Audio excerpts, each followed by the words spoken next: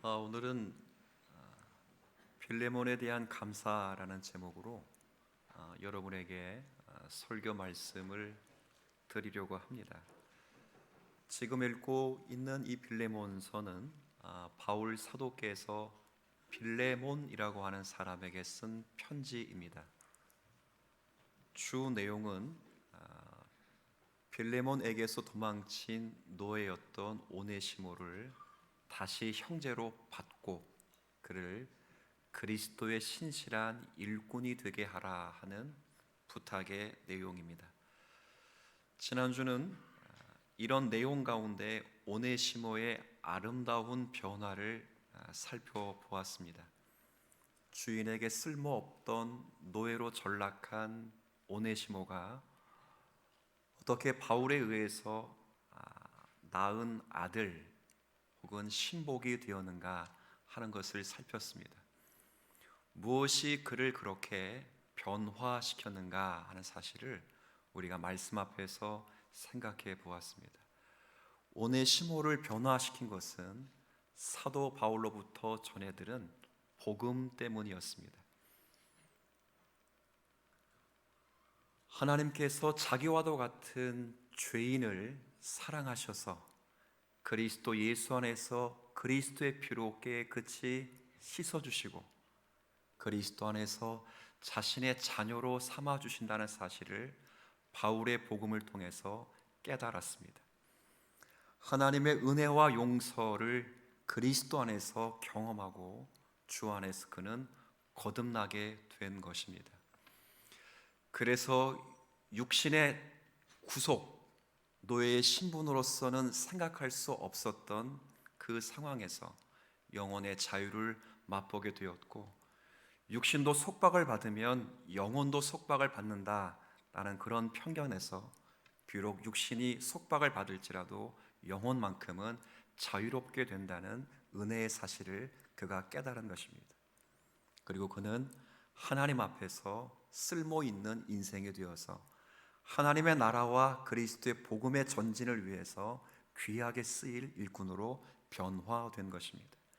이 오네시모의 삶은 우리를 비춘다, 그렇게 말씀을 드렸습니다. 우리 모두는 오네시모처럼 죄의 노예가 되었습니다. 허물과 사망으로 죽었던 우리들이었고, 하나님의 은혜와 용서와 사랑이 아니고서는 결코 하나님의 자녀로 용납되지도 못했을 뿐더러 하나님 앞에서 귀하게 쓰임받지도 못했을 겁니다. 그러나 하나님께서 작정하신 가운데 그리스도 예수 안에서 우리를 주의 말씀으로 부르시고 하나님의 은혜의 사랑을 그리스도의 피로 말미암아 깨닫게 하셔서 우리가 죄의 사함받고 의롭다 칭함받아 하나님의 자녀가 되고 이제 성령 안에서 주님께 쓸모있는 인생이 되어 이 시대를 살아가고 있는 겁니다. 모든 것이 주님의 은혜임을 다시 한번 말씀을 통해 확인하게 되는 겁니다. 오늘은 오네시모의 이제 주인이자 이 편지의 수신자인 빌레몬에 대해서 생각해 보려고 합니다. 빌레몬이 과연 어떤 사람인가 하는 것을 사도 바울의 감사, 빌레몬에 대한 바울의 감사의 내용을 통해 빌레몬이 어떤 사람인가를 생각해 보려고 합니다. 특별히 그가 어떤 사람인가를 생각하게 될 때 그가 가지고 있는 믿음의 교제가 주님 사랑교회 모든 성도들 가운데 넘치기를 기대할 뿐더러 이 교제를 통해 하나님의 뜻을 배우고 하나님의 선을 알아가며 그리스도의 장성한 분량에까지 자라가는 그런 밑거름이 되기를 소원해 보면서 말씀을 여러분과 함께 나누려고 합니다. 먼저 그의 프로필에 대해서 이야기를 하려고 하는데 시간을 조금 절약하는 차원에서 그의 프로필, 그가 어떤 사람인가는 교환을 참고해서 여러분이 한번 읽어주시면 좋겠습니다. 자, 그는 어떤 신앙인가, 그가 어떤 사람인가 그럴 때 오늘 본문 4절에 보면 바울 사도가 그를 기억하고 그에 대해서 마음을 쓰는 것을 보면 알 수 있습니다. 바울은 빌레몬을 어떻게 여기고 있는가? 자, 4절 다시 한번 읽어 주시겠습니까? 내가 항상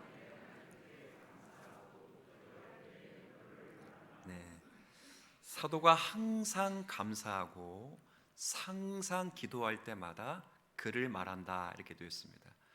조금 쉽게 이야기를 하면 기도할 때마다 빌레몬이 생각이 나고, 그렇죠? 그리고 빌레몬을 생각할 때마다 하나님께 감사를 드릴 수밖에 없다. 그런 사람. 그러니까 여러분이라고 한번 여러분이 지금 사도 바울이라고 생각을 하고 여러분이 하나님 앞에 기도할 때마다 생각나는 사람 있어요, 없어요? 왼수 같은 있죠, 누구? 그죠? 그런데 그거 말고 생각날 뿐만 아니라 생각나는데 또 하나님께 뭐가 되는 사람? 감사가 되는 사람. 자, 이런 사람이 여러분의 인생 가운데 하나 이상은 있게 되기를 축복합니다. 기도하는데도 생각나는 사람이 없다. 그런데 생각에 나도 저 화상 막 그러지 감사가 되거나 위로가 되거나 기쁨이 되는 사람이 없다. 굉장히 불행한 거예요. 근데 사도 바울은 이 빌레몬을 생각할 때마다 하나님께 감사가 되고 기도할 때마다 빌레몬의 이름이 툭툭 튀어나오는 거예요. 이 과연 무엇 때문에 그런가? 빌레몬의 무엇이 사도 바울을 이렇게 감동을 시키고 빌레몬의 신앙 행위의 어떠함이 사도 바울이 이런 기도를 하도록 만들어 주었는가? 그게 이제 5절에 나와 있습니다. 같이 또 한번 읽습니다. 시작. 주 예수와 및 모든 성도에 대한 믿음이 있음을 들음이니 이렇게 되어 있죠. 여기에 들음이니라고 하는 건 이제 현재 이제 분사형인데 중요하진 않는데 여기 이제 생각할 것은 계속 듣고 있다는 거예요. 그러니까 빌레몬의 소식을 누군가로부터 사도 바울이 계속 듣고 있는데 어떤 소식을 듣고 있는가? 물론 한 가지지만 두 가지 형태로 듣고 있다는 거예요. 하나는 빌레몬이 주 예수 그리스도에 대한 굳건한 믿음을 가지고 있다는 것을 듣고 있고, 또 하나는 그 믿음의 근거에서 모든 성도들을 뭐하고 있다고요? 사랑하고 있다는 걸 듣고 있다는 거예요. 그러니까 이걸 지속적으로 들었다는 거예요. 빌레몬의 믿음, 누구를 향한 굳건한 믿음, 예수 그리스도 하나님에 관한 굳건한 믿음을 늘 듣고 있고, 이 믿음의 근거에서 빌레몬이 모든 성도를 사랑하고 있다는 것을 들었다는 거예요. 그러니까 이건 사도 바울이 감사하고 고맙고 기뻐하는 이유는 빌레몬과 맺은 개인적인 어떤 형편 때문에 그런 거 아니에요. 빌레몬이 사도 바울 사역에 지원을 해줬다거나 전설과 성경학자들에 의하면 실제 빌레몬이 그 일을 했어요. 1절에 보면 그래서 사도 바울이 빌레몬을 끝끝에 동역자라고 부르고, 동역자. 이 동역자는 함께 일을 했다는 거예요. 무슨 일을 했을까요? 그리스도의 사도로 부름받은 바울이 하는 일이 뭐겠어요? 복음을 전도하는 일 아니겠어요? 복음을 가르치는 일이잖아요. 이 일을 실제 빌레몬이 함께 하고 있었다 그 말이에요. 그래서 그때 빌레몬이 사도 바울을 많이 도와주어서 약정 헌금을 하고 물질적으로 많이 도와주었기 때문에 빌레몬을 생각할 때마다 기쁘고 하나님께 감사한다, 이런 이야기를 하는 게 아니고, 지금 그가 하는 모든 신앙의 행위들, 사랑하는 성도들로부터 듣는 모든 말 때문에 그렇게 하는 건데, 그게 빌레몬의 믿음과 사랑 때문이었다라고 말하는 거예요. 그 증거가 뭐냐? 이제 지금부터 살펴볼 그 중요한 증거가 제가 오늘 여러분과 함께 나누려고 하는 중요한 주제이기도 합니다. 자, 6절 말씀, 6절 7절 한번 일단은 다 같이 한번 읽습니다. 시작. 이로써 내 믿음에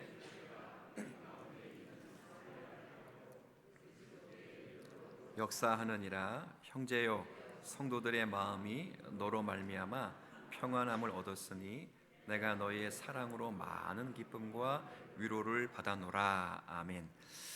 빌레몬의 사랑과 믿음이 골로새 지역의 사역자거든요. 빌레몬이 이 빌레몬을 통해서 어떤 영향을 끼치는가에 대해서 말해주고 있어요. 아주 간단하게 말하면 두 가지예요. 빌레몬과 교제하면, 빌레몬과 사귀면 예수를 잘 믿는 사람이 된다.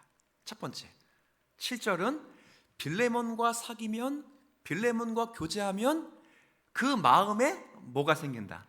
평안함이 생긴다. 야, 빌레몬 어떤 사람이 대단한 사람이죠? 그러니까 빌레몬과 대화하면 예수를 잘 믿는 사람이 되고, 빌레몬과 교제하고 빌레몬과 대화하면 그 마음의 평안함과 화평을 이룬다. 그걸 이야기하는 거예요. 이제 그런 영향력을 끼치기 때문이다라고 말하는데, 이걸 단 한 단어로 표현할 때 여기 6절 앞부분에 이로써 내 그다음 뭐라고 되어 있습니까? 믿음의 교제입니다. 그러니까 사도 바울이 빌레몬을 생각하면서 염두에 두는 건 바로 이 믿음의 교제예요, 교제. 그러니까 정말 교제가 풍성했다는 이야기입니다. 여러분, 이제 잠깐 생각할 건 이 교제가 무엇인가 하는 건데, 아마 많이 들어보셨을 거예요. 코이노니아 들어보셨죠? 이걸 교제라고 부르는데, 성경에서 교제라고 말하는 건 일단 우리가 남녀가 교제한다 그러면 둘이 뭐 한다는 거예요? 사랑한다, 사귄다는 거예요. 교제는 1차적인 의미는 사귀는 거예요. 자, 우리 옆 사람과 교제합니다. 그러면 옆 사람과 뭐 하는 거예요? 사귀는 거예요. 근데 교제할 때 사귀기만 하는 게 아니라 한 단계 더 나아가죠. 뭘 하죠? 사귀기만 하는 게 아니라 나눔이 일어납니다. 나눔. 그것이 물질적인 것이든 정신적인 것이든 나눔이 이루어지는 거예요. 사귐은 있는데 나눔이 없으면 진짜 교제하는 게 아니고 그건 계약 관계예요. 계약 관계. 성경에서 말하는 코이노니아는 그래서 정신적으로 교통하는 것뿐만 아니라 물질을 가지고 서로 교통하는 것까지를 포함하는 것을 교제로 말합니다. 우리나라에 처음 기독교가 전래되었을 때에 기독교를 폄하하기 위해서 많은 사람들이 이 기독교를 뭐라고 말하냐면, 저 예수쟁이는 통색하는 놈들이라 이렇게 불렀어요. 여기서 통색이라고 하는 것은 남녀가 함께 어울린다, 그런 의미예요. 그러니까 이제 생각을 해보세요. 그 당시가 구한말 이제 시대에 이 남존 여비 사상 가운데 남녀가 유별할 때 예수쟁이는 맨날 남녀가 함께 어울리는 놈들, 이건 진짜 쌍놈들이라고 해요. 쌍놈들. 통색한다 그랬어요. 근데 통색할 뿐 아니라 통화하네. 통화는 서로 물질을 나눈다는 거예요. 그러니까 예수쟁이들은 항상 남녀가 구별 없이 모일 뿐 아니라, 우리 여기도 이렇게 했잖아요, 그죠? 근데 이게 이제 옛날에서는 꿈도 못 꾸는 거거든요. 기독교가 굉장히 선진 문명을 앞서 가져온 거예요. 함께 모일 뿐 아니라 가난한 자나 부한 자가 함께 어울려서 물질을 서로 나누었더라, 그런 의미예요. 이 구한말 시대에는 너무 어려운 시기였기 때문에 이런 광경을 사실은 익숙하게 보지 못했어요. 우리가 역사를 보면서 부자들이 하나님을 믿고 회심하게 되면 자신이 가진 물질을 말 뿐 아니라 어려운 사람들에게 나누어주는 일들이 비일비재했습니다. 여러분, 예수님 앞에서 삭개오가 하나님의 은혜를 받고 난 다음에 그가 고백하기를 내 재산 절반을 가난한 사람들에게 나누어 주고, 거기서 끝나지 않았어요. 내가 누구 것을 속여 빼앗은 일이 있다면 내가 내 갑절로 갚겠나이다. 그러니까 이제 은혜를 받으면 그런 삶으로 이어지는 것이 당연했던 시대였습니다. 그런 것을 보면서 귀한 인상을 주었던 것이 틀림이 없습니다. 그처럼 교제라고 하는 것은 말로만 하는 것이 아니라 실제 우리가 가지고 있는 것을 남들에게 나누며 교통하는 것을 포함하고 있다, 이제 그런 의미이기도 합니다. 우리가 코로나 이제 3년 동안 보내면서 이게 이제 총회적으로 노회적으로 사실 어려움에 생긴 교회들이 굉장히 많았습니다. 월세를 제때 내지 못해서 주인에게 쫓겨나갈 위협에 처했던 교회들이 제법 있었어요. 그래서 총회 차원에서, 노예 차원에서 그런 교회들의 월세를 지원하는 프로젝트를 진행했습니다. 우리 교회도 동참을 했고 지금은 또 소량이지만 지속적으로 동역하고 있습니다. 우리 교회가 물질이 풍족하고 차고 넘쳐서 동참하는 것이 아닙니다. 그리고 우리가 그렇게 이렇게 조금 지원해줬다고 해서 그 지원받는 교회도 그 물질로 모든 것이 다 한 번에 해결되는 것은 아닙니다. 그런데 우리가 그들을 위하여 그렇게 어떤 삶을 살고 그들이 어떻게 생겼는지는 알 수는 없지만 우리가 함께 그들과 교제하고 있다는 사실을 기억하면서, 우리가 조금 전에 사도신경을 고백했잖아요. 거룩한 공교회와, 그 다음 뭐라고 되어 있습니까? 서로가, 성도가, 그렇죠, 교제하는 것을 믿습니다요. 그걸 믿기 때문에 비록 생긴 거는 어떻게 생긴지 몰라요. 그 교회 담임 목사가 누구인지도 몰라. 그리고 그 교회 지역이 어디 있는지도 몰라. 한 번도 보지 못한 교회지만 그렇게 섬기면서 교회의 아름다운 교제를 이루어가는 거예요. 이것을 지원받은 분은 누군가가 지원해 주는지는 알 수는 없지만 누군가로부터 도움을 받고 지금 자신의 교회와 자신을 위해서 기도하고 있다는 사실을 깨달을 때 그 목사와 성도가 얼마나 큰 힘이 되었겠습니까? 교제는 그렇게 이루어지는 거예요. 근데 재밌는 건 사도 바울이 그냥 교제 이렇게 말하지 않고 수식어를 아까 하나 붙였어요. 뭐라고 붙였냐면 믿음의 교제라고 말합니다. 이게 무슨 말이냐면 교제는 교제인데 무엇에 근거한 교제인가, 이걸 이야기하는 거예요. 교제는 교제예요. 근데 중요한 건 정치적인 교제도 아니에요. 혈연적 교제도 아니에요. 이념과 사상에 근거한 교제도 아니에요. 끼리끼리 교제도 아니에요. 나이별로 교제가 아니라 아까 읽었던 6절의 말씀을 보면 교제는 교제인데 무슨 교제? 믿음의 교제예요. 이게 무슨 말일까요? 믿음의 교제. 이건 다른 말이 아니라 서로 각각의 살아온 환경이 다르고 심지어는 생각하는 사고와 가치관도 다르지만 한 분은 예수 그리스도를 믿는 믿음으로 일치된 교제라는 거예요. 그러니까 같은 신앙을 고백해서 만들어지는 교제. 살아온 환경도 다르고 지향하는 지향성도 다르고 서로 피부색도 다 다르지만 먹는 습관도 다 다르지만 둘이 하나가 될 수 없는 상황이지만 다 같이 누구를 믿고 있기 때문에 예수 그리스도를 믿고 있는 믿음에 근거한 교제란 말이에요. 그냥 끼리끼리 그런 교제가 아니고 끼리끼리 나누는 그런 교제, 뭐 혈연적으로, 학연적으로, 지연적으로 만나는 그런 교제가 아니라 예수를 믿어서 한 가족이 되고 한 공동체가 되었기 때문에 그렇게 살아야 된다는 삶에서 나오는 그 교제, 그 교제를 믿음의 교제라 이렇게 말합니다. 이건 굉장히 중요한 겁니다. 하나님의 자녀들이 하나님 앞에서 살아가야 되는 삶이 특별히 이 세상처럼 영웅적인 거나 장대한 삶이라고는 여러분이 생각할 필요가 없습니다. 하나님 앞에서 살아가는 삶을 아주 간결하게 말하라 그러면 그건 다른 게 아니라 그 삶은 혼자 사는 것이 아니라 모든 지체들과 함께 살아가는 삶이어야 합니다. 하나님은 그런 삶을 통해서 우리의 부족함을 깨닫게 하시고 당신의 말씀의 교훈을 배우도록 하십니다. 그리고 그런 믿음의 교제를 통해서 우리의 믿음의 처지를 확인하게 하시고 우리의 성품이 어떠한지를 다시 한번 깨닫게 하십니다.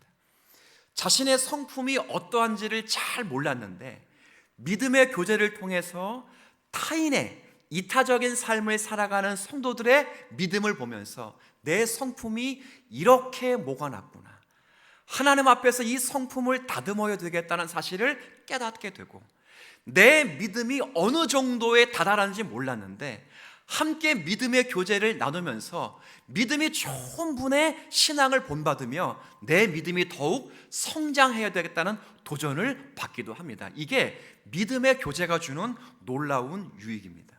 그런데 그래서 사도는 이런 믿음의 교제가, 여기 다시 한번 6절 말씀을 제가 읽어 드릴게요.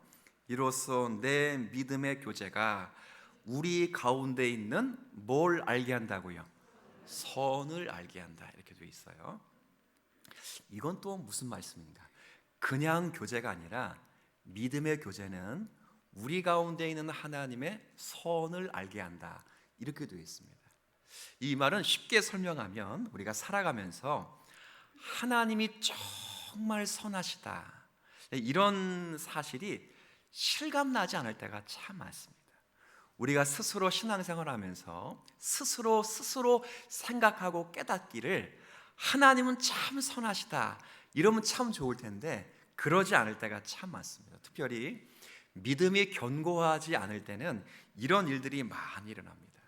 우리가 처음 예수를 믿고 하나님 앞에 신앙생활을 시작하게 되면 모든 삶이 술술 풀리고 하나님이 나에게 가장 좋은 것들을 막 주실 것으로 생각이 되기도 합니다. 근데 막상 예수를 믿고 신앙생활 하다 보면 예수를 믿어도 안 되는 일은 안 되는 겁니다. 사실은 안 되는 일은 안 되는 겁니다. 그리고 어떨 때는 우리가 원하지 않은 일들을 많이 만나기도 합니다. 갑작스러운 사고를 당하기도 하고, 우리가 원하진 않았지만 갑작스럽게 어떤 질고를 안고 방황하기도 합니다. 그래서 그런 문제를 만나면 하나님을 열렬히 사랑했다고 하는 자신의 신앙을 다시 한번 돌아보게 되는 그런 기회가 되기도 합니다. 자신이 신앙이 좋은 줄 알았는데 그런 일을 만나게 되면서 하나님이 왜 나에게 이런 일을 주셨을까? 하나님이 정말 나를 사랑하는 것이 맞을까라는 의심이 들기도 합니다. 그 의심에서 하나님 앞에 불평과 원망이 나오기도 하고, 그 원망과 불평은 하나님과의 나 사이를 가로막아 하나님께 불신의 마음으로 자신을 바꾸기도 합니다. 이게 믿음이 없어서 그럴 수 있습니다. 물론 하나님이 이런 일을 우리에게 만나게 하시는 것은 사실은 그 이면에 하나님이 선하심을 드러내주시기 위하여 그런 일을 주시는 것은 분명하지만 아직 믿음이 거기에 다다르지 못했기 때문에 깨닫지를 못하는 겁니다. 그때 믿음의 교제가 형성되면 그 믿음의 교제를 통하여 성도들이 더 성장하고 동일한 시련을 당한 사람들이 극복해 온 믿음의 과정을 들으면서 힘을 내고 동일하게 하나님이 나에게도 그와 같이 역사하실 것을 기대하면서 믿음이 자라가고 하나님이 선하시다는 사실을 깨닫게 된다, 그 말입니다. 여러분, 하나님이 베푸시는 대부분의 선은 사실은 인간을 통해서 옵니다. 하나님이 여러분을 도우실 때 광야 생활처럼 갑자기 하늘에서 만나가 내리거나 갑자기 하늘에서 메추라기가 떨어지듯이 하나님이 그렇게 역사하시지 않습니다. 하나님은 지금은 자연적이고 일반적인 계시 가운데 인간의 도덕적인 성품에 근거한 인간을 통해서 많은 것들을 베풀어 주십니다. 특별히 가난한 자에게 부한 자의 마음을 감동시켜서 도움을 주기도 하고, 어떤 시련을 받는 사람들의 마음에 은혜를 끼쳐서 자신이 시련을 당하고 있지만 하나님이 주신 은혜의 마음을 통해 더 많은 시련 가운데 있는 성도를 위로하면서 하나님은 나에게 은혜를 베풀어 주시기도 하는 겁니다. 부자의 지갑을 열어서 가난한 사람들을 돕게 하시고, 나보다 더 큰 시련을 만난 성도들이 시련을 당한 사람들을 통해서 또한 은혜를 베풀어 주시는 거예요. 이것이 하나님의 은혜가 하는 것입니다. 이런 은혜를 받은 사람이 다른 사람들과 함께 나누는 삶을 살 때에 그때의 사람들은 도처에서 그런 사람들을 통해 이루어지는 하나님의 선하심을 보게 되는 겁니다. 이런 일을 바로 누가 했는가? 빌레몬이 한 것입니다. 빌레몬이 가지고 있는 부유하고 큰 사회적인 지위를 가지고 자신의 욕심을 채우면서 사람을 지배하는 일에 자신의 생을 드린 것이 아니라 그 지위와 그 재물을 가지고 하나님의 선을 알게 하는 일에 쓰여지게 되었다 하는 거예요. 우리가 읽진 않았지만 2절 말씀 보세요. 2절 말씀에 보면 자매 앗비야, 이건 앗비야는 빌레몬의 아내이고 우리와 함께 병사된 아키포는 빌레몬의 아들입니다. 자, 그런데 그 다음 같이 읽어갈까요? 내 집에 있는 교회에 편지하노니. 아멘. 자, 지금 빌레몬 집에 뭐가 있어요? 교회가 있어요. 이건 두 가지 의미가 있습니다.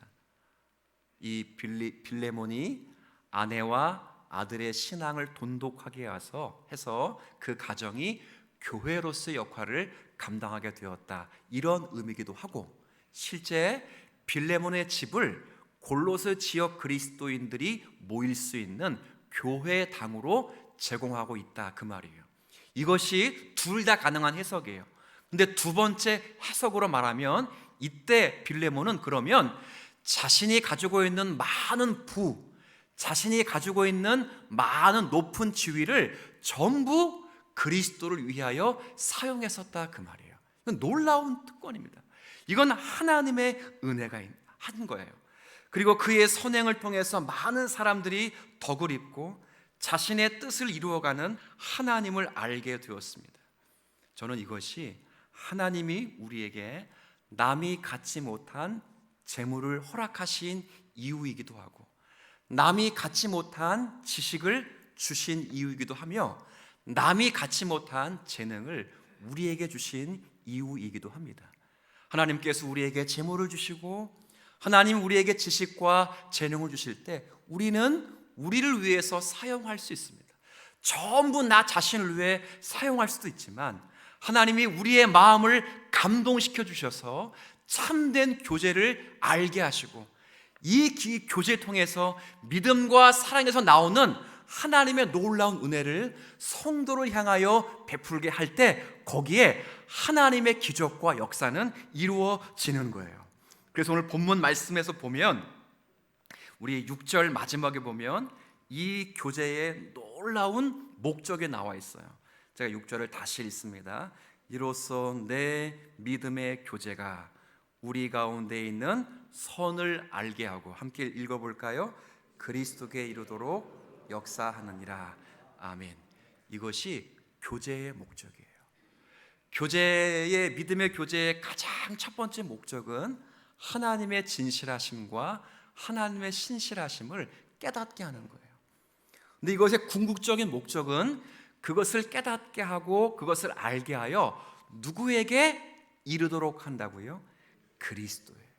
그리스도의 영광을 알게 하고 그리스도의 장성한 분량에까지 이르도록 하는 거예요. 말씀을 잘 이해하셔야 됩니다. 하나님의 말씀이, 설교가, 복음이 사랑하는 성도들에게 하나님의 선을 알게 하고 그를 그리스도께로 인도하게 하느니라. 그럼 아멘이에요. 여러분 가운데 베풀어 주시는 하나님의 성례와 성찬과 세례가 하나님의 진실하심과 하나님의 은혜로우심을 깨닫게 하고 여러분을 그리스도께로 인도하느니라. 그러면 아멘이에요. 근데 여기에는 설교와 성찬과 세례를 넘어서 여러분의 믿음의 교제가 하나님의 진실하심과 하나님의 사랑하심을 깨닫게 하도록 하고 여러분을 그리스도께로 인도하게 하느니라 라고 되어 있어요. 뭐가 그렇게 인도한다고요? 교제예요, 교제. 교제는 해도 되고 안 해도 되는 게 아니에요. 우리 주님 사랑교회 성도들이라면, 목사님, 저는 썬데이 크리스찬이어서 예배만 드리고 다른 건 안 하겠습니다. 그러면 다시 생각하셔야 돼요. 만약에 말씀이, 기도가 너희 가운데 있는 하나님의 진실하심과 신실하심을 깨닫게 하고 너희를 그리스도에게로 인도하느니라, 그러면 그렇게 해도 돼요. 그건 맞아요. 근데 오늘 본문은 너희에게 주신 하나님의 복음이 이렇게 말하지 않고 너희 가운데 있는 믿음의 뭐가요? 교제예요, 교제. 그 교제가 우리를 그리스도에게로 인도한다는 거예요. 예수를 이미 믿고 하나님의 자녀가 된 사람에게는 믿음의 교제, 믿음으로부터 출발하고 믿음으로부터 양성되고 믿음의 결과인 사랑으로부터 베풀어지는 그 교제는 바로 그 사람을 그리스도를 더 닮게 하고 그리스도처럼 살아가도록 은혜를 주시고, 아직 그리스도를 모르는 사람이 사랑하는 성도들의 교제를 받는다면 그 교제의 행복함을 깨닫고 자신도 그 교제의 행복함 속에 이 행복을 주시는 하나님을 믿기를 소원한다라는 마음을 뭐가 준다고요? 교제가 주는 거예요. 교제. 여러분, 초대 교부 가운데 어거스틴이라는 분이 있어요. 이분이 무슨 말을 하냐면 성도는 교회를 떠나서는 살 수 없다, 이런 말을 했어요. 한번 따라해 볼까요? 성도는 뭘 떠나 살 수 없어요? 그래서 또한 후대의 교부는 뭐라고 말하냐면 교회 밖에는 구원이 없다. 한번 따라해 볼까요? 교회 밖에는 구원이 없다, 이런 말을 했어요. 이게 무슨 말이냐면 교회가 어떤 의를 가지고 있기 때문에 이런 말을 한 것이 아니라 교회로부터 드려지는 예배, 교회를 향한 우리의 헌신, 이 교제가 우리의 영혼을 살피고 우리의 영혼을 보살피고 양육하고 인도한다는 거예요. 그러니까 교회의 양육과 보살킴과 교회의 인도함이 없이는 성도가 자라갈 수가 없다는 거예요. 그래서 예배와 헌신과 교제는 해도 되고 안 해도 되는 이런 선택 사항이 아니라 반드시 성도가 자라가려면 해야 되는 거예요. 우리 주님 사랑 교회가 모든 성도들이 이러한 교제가 일어나기를 주의 이름으로 축원드리겠습니다. 근데 교제는 교제인데 어떤 교제가 일어나야 돼요? 믿음의 교제가 일어나야 돼요. 구역이 만나고 전도회가 만나면 일단 그 회의를 주최하시는 분 혹은 말을 하시는 분이 이런 생각을 하셔야 돼요. 아, 오늘 하나님이 나를 통해서 하나님의 신실하심을 드러내 주실 것이다, 그런 생각을 품을 수 있기를 바랍니다. 그리고 교제를 하면서 여러분들도 그런 희망을 가져야 돼요. 하나님이 이 교제를 통해서 나에게 당신의 선하심을 드러내 주실 것이고 이 교제를 통해 나를 그리스도에게 이르게 하셔서 점점 그리스도를 닮아가도록 역사해 주실 것이다, 그런 마음을 가지셔야 되는 겁니다. 그것이 주님이 우리에게 기대하시는 선한 영향력입니다. 이건 빌레몬이 가지고 있는 지위나 돈이 한 일이 결코 아니었습니다. 이건 하나님의 은혜가 한 일이에요.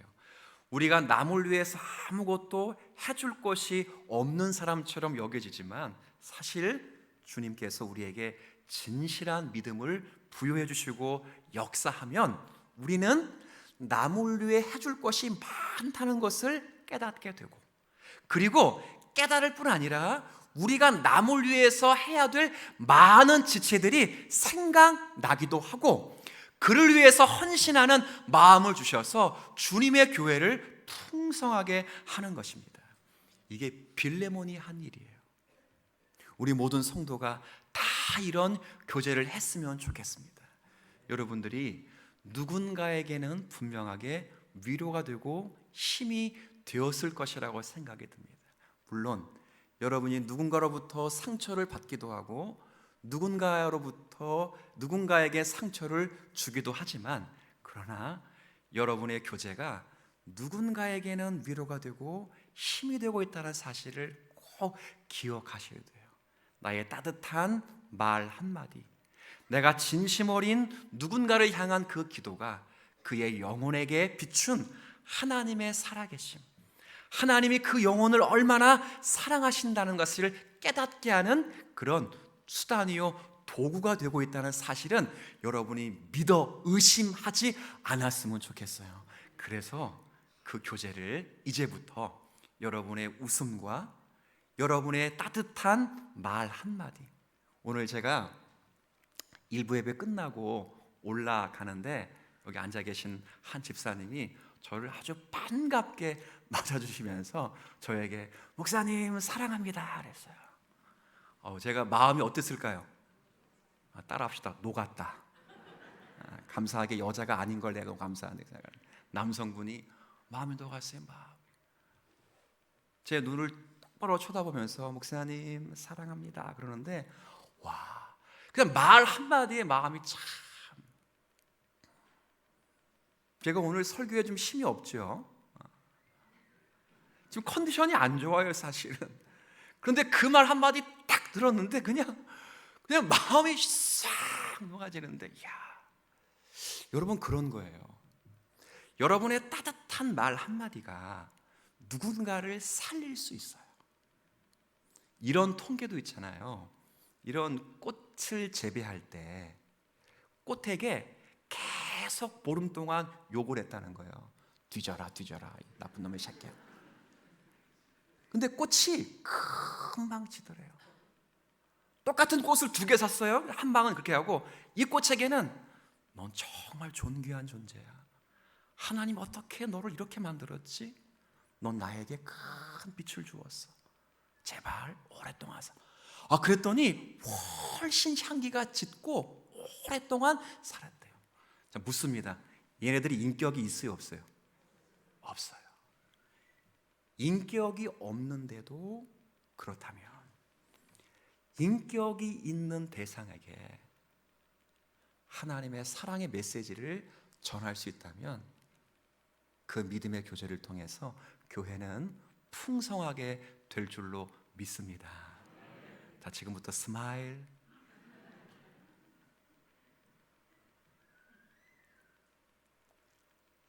정말입니다.